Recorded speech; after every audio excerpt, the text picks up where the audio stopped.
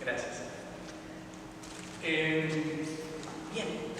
hoy vamos a hablar un poco de una experiencia, de un caso de estudio particular en Villa de Leyva, en la finca Los Arrayanes. Y quizás lo más interesante del proyecto son las ideas que están detrás de él y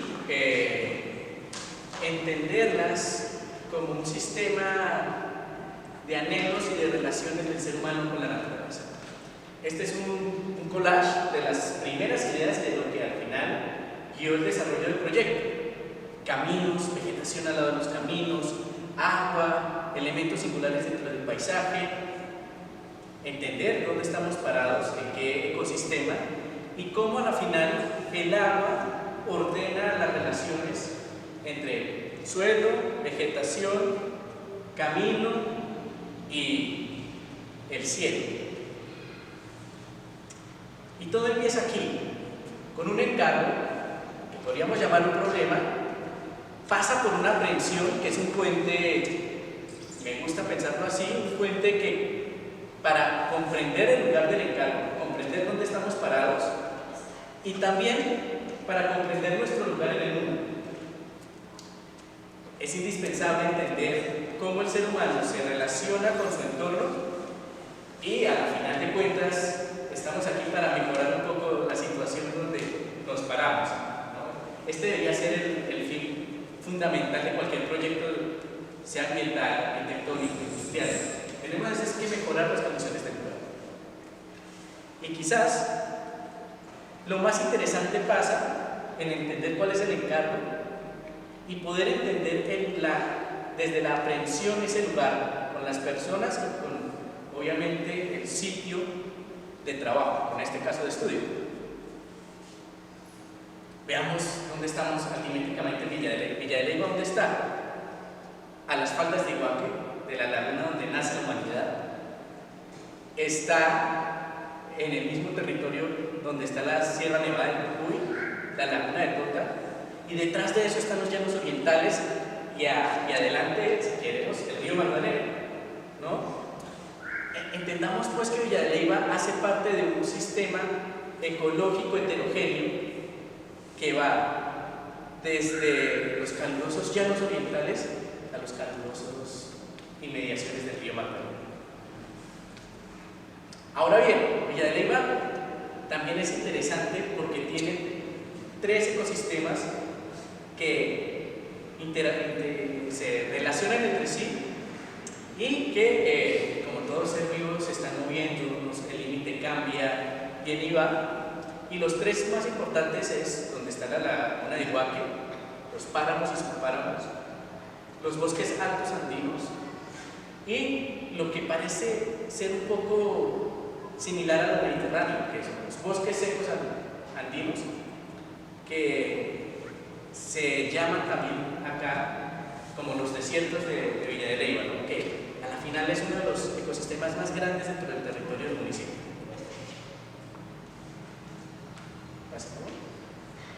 Y para entender este lugar y estas relaciones, para poder hacer un proyecto de arquitectura del paisaje, pasa por entender muy bien de qué suelo disponemos. Por eso llegamos a hacer esta pregunta: ¿qué suelo tenemos en la sabana, y de qué cantidad de agua también disponemos? Sin saber bien esto, no entendemos ni nuestro lugar en el mundo ni el encargo. En este caso específico, lo interesante es entender que el bosque alto andino, donde estamos puestos, que es en el noroccidente del municipio, hay tierras negras muy distintas a los que hay en lo que llamamos el desierto, y que además tiene unas bondades para nacer, vegetación exuberante que no es común en otras zonas de Villa de Leyva. Y con el agua es clave también entenderla, qué momentos del año podemos tener agua, lluvia, y en qué momentos no. Hicimos un estudio de cuánta agua ha caído durante 5 años y nos dimos cuenta que ha habido periodos de tiempo en Villa de Leyva donde no llueve 40 días. Y esto es clave para entender qué sistemas de riego vamos a tener para la vegetación fracción que vayamos a sembrar. Es un punto, es una acentuación del problema, y también nos ayuda a entender en qué momento, cuando haga falta agua y cuando suban las temperaturas, vamos a florecer, vamos a tener colores también en el paisaje, ¿no? Entendiendo estas dos cosas, ya podemos hacer una proyección de cómo es la vegetación en un tiempo, 5, 10, 3 años. Y claro, ¿cómo vamos a entender el suelo? Y cómo vamos a entender el lugar donde vamos a hacer el proyecto, visitándolo y haciendo excavaciones y tocando el suelo. Hicimos un estudio con el barreno para entender cómo está de compacto el suelo, entender el grado de compactación del suelo. Nos ayuda a ver cuáles son las facilidades que tiene el suelo de dar nutrientes y de permitir la perforación de las raíces en su superficie. Entre más suelo compactado, más difícil que el árbol o lo que vayamos a sembrar sea frondoso, ¿sí? Y hay una cosa interesante en Villa de Leyva, y es que los suelos en Villa de Leyva se usan para dos cosas fundamentalmente: para la ganadería extensiva, porque hace que el terreno se compacte, o para tener invernaderos fuera del área del bosque alto andino en el que estamos trabajando. Cuando compactamos el suelo, menos biodiversidad vamos a poder tener porque menos cosas crecen, ¿sí? Y al final, la vegetación que nace en los suelos compactados está en relación de entender el sistema productivo ganadero. ¿Qué es lo que hay allí? Pastos. Y esto no es tan ecológicamente sostenible. Vamos. Entendiendo esas dificultades del suelo, de la compactación y de la cantidad de agua que vamos a tener por lluvias, pues también tenemos que entrar a entender cuál es el agua que se mueve sobre la superficie de Villa de Leyva. Y entendiendo cómo se mueve, veamos bien que la mancha magenta es donde es el proyecto del paisaje. Vamos a entender también las piezas del paisaje. Y aquí con este estudio cartográfico nos damos cuenta de rapidez que tenemos un problema medioambiental a largo plazo en Villa de Leyva, y es la erosión del suelo. Si vemos el cruce del agua en esta imagen hacia la derecha, aún tenemos sistemas de vegetación continua sobre las corrientes de agua, y a la izquierda el suelo se está erosionando. Con proyecciones a 2050, quizás más del tercio del suelo de Villa de Leyva esté erosionado, y asimismo es improductivo, lo que puede llegar a ser crucial para el desarrollo de Villa de Leyva es revertir ese proceso de erosión de los suelos. Y el proyecto está puesto en la línea intermedia entre los suelos erosionados y los que no están erosionados. ¿Qué significa esto? Que desde este punto tenemos que hacer todo lo posible para que los suelos no se sigan erosionando, que sea un ejemplo para la restauración del paisaje, porque la restauración del paisaje, ¿qué es lo que hace? La tierra, las plantas que siembras y que se ponen en relación con el ecosistema en el que estás puesto, le dan más nutrientes al suelo, lo hacen más permeable, lo mejora y le da más elementos orgánicos para poder subsistir y ser productivo a lo largo del tiempo. Sigamos. Y claro, también todo pasa por una revisión desde el aire y entender estas piezas que ya veíamos en la imagen anterior, cómo se relacionan y cómo están creando el paisaje, cómo alrededor de los caminos, de los pasos de agua, empiezan a haber unos bosques, pero que no por ser bosques están bien hechos. Hay muchos bosques aquí en Villa de Leyva y en esta zona especialmente que son exógenos, son plantaciones de árboles que no son nativos. Quizás hay pinos o eucaliptos que, como acabé de decir, si si la vegetación nativa restaura el suelo y nos ayuda contra la erosión, toda la vegetación que es externa lo degrada y daña el suelo, ¿sí? Entonces la restauración del paisaje pasa por sembrar vegetación nativa. Una imagen clara de lo que es el paisaje. Sigamos. Bueno, ya viendo cómo es el suelo, cuáles son las pendientes del suelo, qué bosques dañan el suelo, por dónde pasa el agua, dónde tenemos el agua durante el año, en qué épocas del año tenemos y no tenemos, podemos ver en el lote, en el lugar de estudios donde se proyecta este paisaje, las vulnerabilidades y las oportunidades, porque la vulnerabilidad viene con la oportunidad. Esto es también clave para pensar en la arquitectura del paisaje. En este lote, por ejemplo, hay malos drenajes, ¿sí? El agua que se queda ahí se aposa, genera nacimientos de mosquitos, daña el pasto, lo quema, porque cuando hace mucho calor y hay agua, quema las raíces, quema los tallos de las plantas, daña el paisaje. Pero esto es una oportunidad para volver a hacer y replantear los canales. Y quizás esa es la oportunidad para encontrar los puntos más húmedos del suelo y empezar la restauración allí, donde más agua podemos obtener naturalmente del paisaje. Hay una singularidad muy especial en este lugar, y es que contamos con dos torrentes de agua, abajo y arriba, ¿no?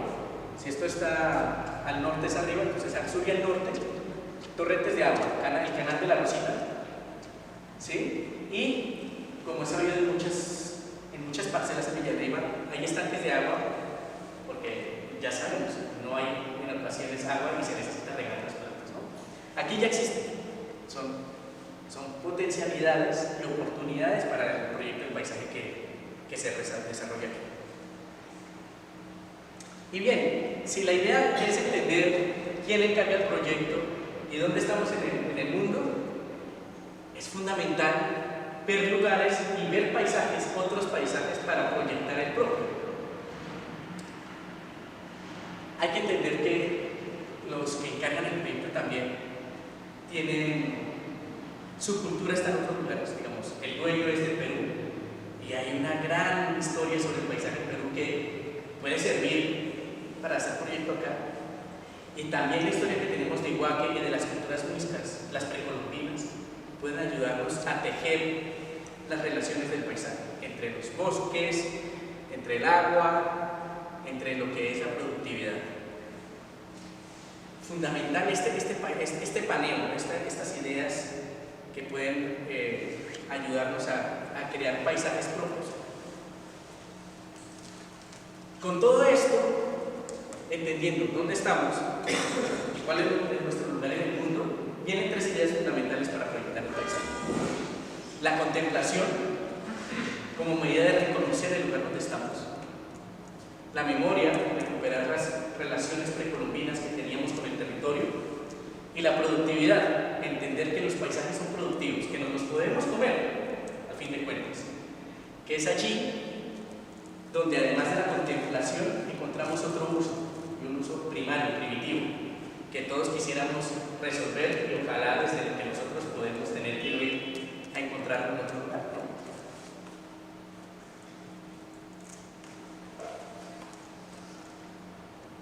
Entonces, la contemplación está relacionada con estos bosques que les he contado que son exógenos. Aquí hay dos en este lote. ¿Y por qué está relacionado con la contemplación? Los bosques exógenos, como bien les he dicho, degradan el suelo y no tienen relaciones bioecosistémicas con su entorno. Por eso son silenciosos. El bosque exógeno en general es silencioso. Si el silencio está relacionado con la contemplación y con encontrarlos nosotros mismos, quizás los recorridos, los caminos, pensando en el paisaje, tienen que pasar por esos bosques y por los bordes del proyecto. Y la memoria tiene que pasar por el centro. Si el centro nuestro no es la memoria y la historia, no sabemos para dónde vamos. Y eso se recupera en el proyecto en la zona estrecha, donde podemos hacer otro recorrido indistinto de la contemplación que nos ayude a entender cómo las culturas precolombinas entendían el camino, y el camino no era solo para conectarme de un punto a otro, sino era un camino para vivir y era un camino para hacer comunión con el universo y que te curaba. Cuando ibas caminando y te picaba algún animal, cogías la planta que estaba al lado del camino y te la frottabas y eso te salvaba la vida y seguías caminando, ¿no? El camino era una boutique, era como una farmacia y además te relacionabas con los dioses. Esa memoria es clave para poder hacer este proyecto. Y en ese orden de ideas, aquí se lanzan unas líneas para entender por dónde pueden ir estos caminos. También tenemos que entender, porque este proyecto al final también está ligado a una construcción de una vivienda, ¿dónde podemos poner esta vivienda? Si con las ideas de la producción, de la contemplación, de la memoria y la producción podemos entrelazar un camino y un paisaje, también tenemos que entrelazar los lugares para las edificaciones. Y aquí este es el ejercicio más bonito porque es cuando uno empieza a dibujar y va poniendo cosas encima, va quitando, va ajustando, va viendo qué cabe y qué no cabe. Y eso, a la final, se convierte también en un plano en el cual tú dices, bueno, pongo este árbol aquí, lo quito. Pongo esta agua, pongo este estanque allí. Esta agua me ayuda a regar las plantas ornamentales que voy a sembrar. Y todo se va ajustando y se va midiendo.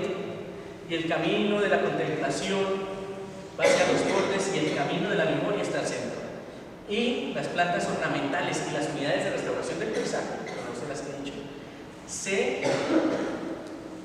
se enlazan con este camino de la memoria.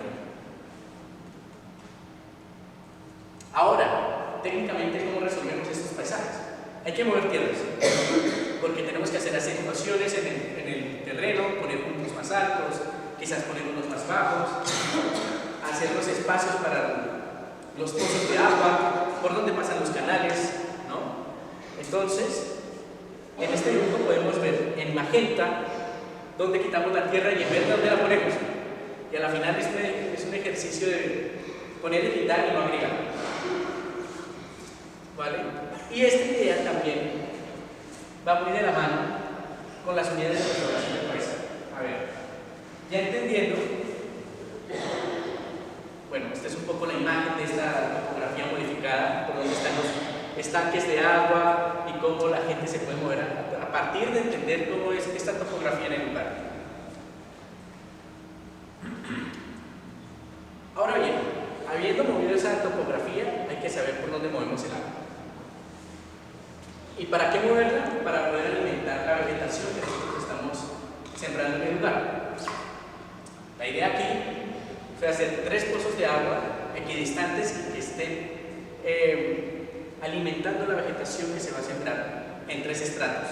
Ya se los iré a explicar. Pero fundamentalmente, el agua,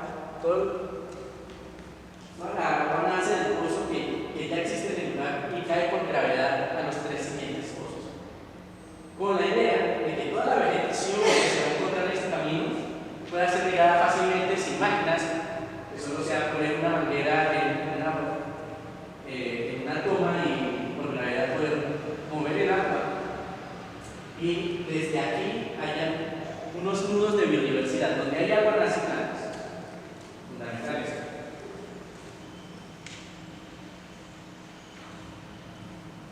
Y por donde hay agua, y si recordamos un poco la historia de nuestro lugar en el mundo, también debemos caminar.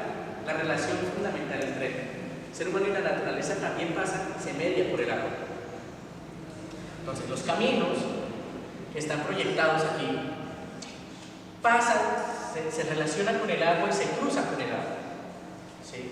Que el sonido del agua y su presencia nos ayuda a recordar dónde estamos puestos. Y el proyecto, sabiendo dónde movemos el agua, por dónde se hacen los huecos y dónde se pone la tierra, y por dónde caminamos, se se sustenta en una planta general de suelos, donde, si recordamos, el canal, uno de los canales naturales que pasan por aquí, había que allí hacer una restauración del paisaje cerca al agua, con un bosque nativo. Todo lo que vemos aquí en esta pieza es un bosque nativo. Las que vemos aquí azules son las unidades de restauración del paisaje, que son bosques nativos y sustratos medios y bajos nativos, con algunas plantas ornamentales para que den color y ordenen un poco el paisaje. Y si recordamos muy bien la imagen de las vulnerabilidades del paisaje, donde habíamos encontrado agua y nacimientos naturales de humedad, allí vamos a poner las primeras unidades de restauración del paisaje, porque seguramente es donde va a haber más efectividad del uso del suelo para este programa. Y las ornamentales, obviamente, están muy ligadas a esa posición de esa nueva vivienda que va a haber en el paisaje. Y estos son dibujos explicativos en sección de cómo son los niveles de este proyecto. Uno de los nuevos estanques en relación de la unidad de restauración del paisaje, con 7 pueblos, con yarumos, bellísimas plantas,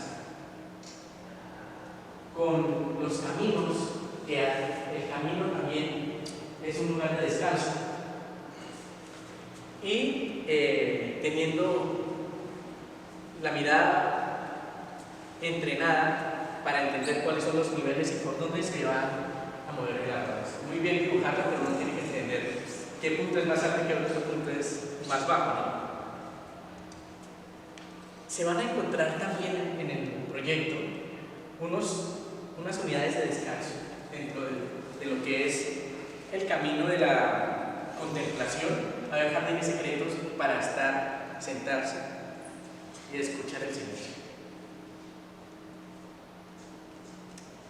Por ejemplo, esto es uno de los bosques exógenos de los que no hay que sembrar. Es allí donde se van a hacer estos espacios de contemplación. Recordemos la planta general de suelos para entender dónde van a estar todas las plantas sembradas. Hicimos un estudio en el cual vamos a ver entre 40 y 42 especies, entre estas ornamentales y nativas, que nos van a ayudar a la restauración ecológica del paisaje y a darle color. Y la idea de la relación del camino con el mujer es que también haya frutales. Uno vaya caminando, se encuentra una uchuva, siga caminando y se encuentra una feijoa, ¿no? Pero todo este sistema de vegetaciones que vamos a plantar aquí tiene que tener una rejilla, unas reglamentaciones para poderla poner ahí en el paisaje, ¿sí? Porque no todas las plantas son iguales y no todas las plantas se siembran igual, ¿verdad? Con esa idea, y hay que entender que el paisaje en este tiempo no es como una construcción de la arquitectura. La construyes 10 años, va a seguir siendo igual, 20, 30 es la misma cosa. Con el paisaje, y eso es lo bonito y por eso se relaciona con la jardinería, hay que hacer unos mantenimientos, hay que gestionar el paisaje.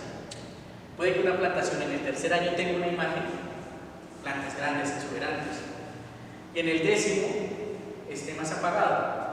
En ese transcurso de tiempo lo que uno tiene que hacer con la gestión del paisaje es quitar, poner, volver a drenar, darle comida, que son suplementos al suelo, y así cuidas la imagen del paisaje. Este, por ejemplo, es un acercamiento de cómo los jardines que se van a sembrar van a estar agrupados. La idea es que sea una imagen muy silvestre, entonces son agrupaciones de plantas entre ave del paraíso, lupinus, uchuvas, hay algunas como el senecio, la cana índica, que es el sabú, el acanthus mollis, que es clave para la historia de la arquitectura, y unas que otras aromáticas que van a embellecer un poco, además, olfativamente el camino. Y como digo, hay que entender dónde estamos y dónde está la naturaleza. El bosque que vamos a hacer de restauración del paisaje tiene una idea clave, que vamos a hacer la restauración partir de entenderlo como un bosque, y así como uno de tantos proyectos que revisé, el descanso de Magnamo en Cataluña, hacer de un elemento vivo un laberinto vivo. No es lo mismo un laberinto de muros que uno de bosques, un bosque como laberinto.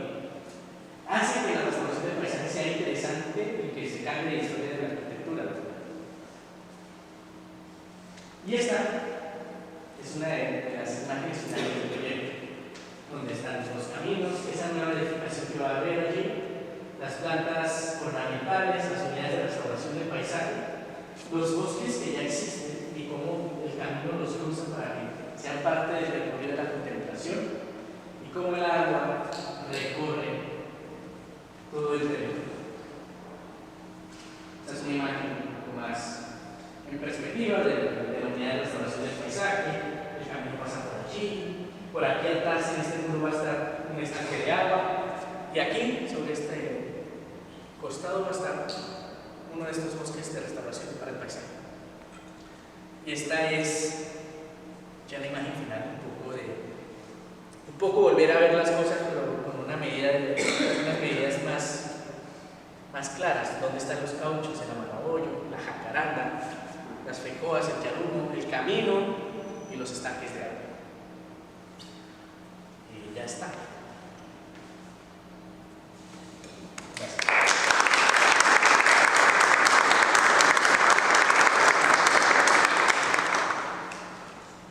Muy interesante, arquitecto.